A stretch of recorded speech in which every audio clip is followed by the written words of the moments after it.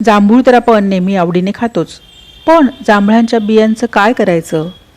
की नेहमीप्रमाणे त्या कचऱ्यात फेकून द्यायच्या? थांबा, हीच तर आपण सर्वात मोठी चूक करतो. ज्या बियांना आपण कचरा समजून फेकून देतो, तीच बी आयुर्वेदामध्ये मधुमेहावर रामबाण उपाय मांडली गेलेली आहे.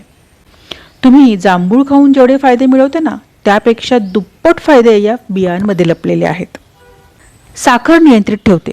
जांभळाच्या बियांमध्ये जॅम्बोलिन आणि जॅम्बोसिन नावाचे घटक असतात.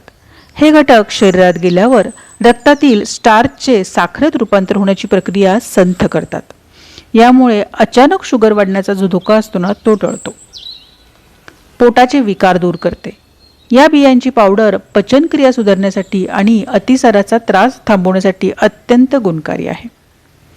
आता आपण पाहूया की ही पावडर आपण घरच्या घरी कशी तयार करू शकतो.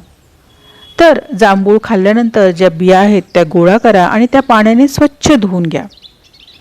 या बिया उन्हात नाही तर सावलीत 3 ते 4 दिवस कडकडीत वाळून घ्या.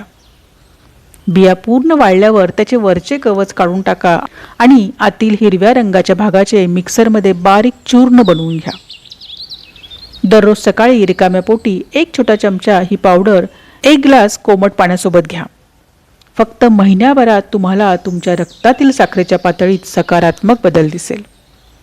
बघितलं फ्रेंड्स, ही छोटीशी जांभळं आणि त्यांच्या बिया आपल्या आरोग्यासाठी किती महत्त्वाची भूमिका बजावतात. मला आजची ही माहिती आरोग्यासाठी महत्त्वाची वाटली का? मला कमेंट करून नक्की सांगा. अशाच नवनवीन आयुर्वेदिक माहितीसाठी रानवराला सबस्क्राईब करायला विसरू नका.